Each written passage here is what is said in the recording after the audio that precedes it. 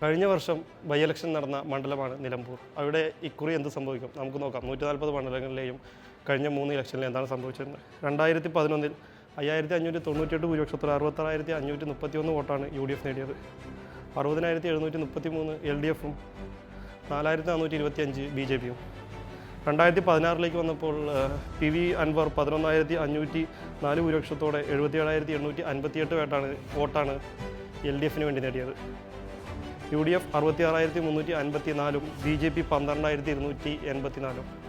2021 വന്നപ്പോൾ PV അൻവറിൻ്റെ ഭൂരിപക്ഷം കുറഞ്ഞ് 2,700 ഭൂരിപക്ഷത്തോടെ 81,227 വോട്ടാണ് LDF നേടിയത്. UDF 78,527, BJP 8,595. കഴിഞ്ഞ വർഷം ബൈ ഇലക്ഷൻ നടന്നപ്പോൾ ആര്യാടൻ ഷൗക്കത്ത് M സ്വരാജിനെ പരാജയപ്പെടുത്തി 11,077 വോട്ടിനാണ് പരാജയപ്പെടുത്തിയത്.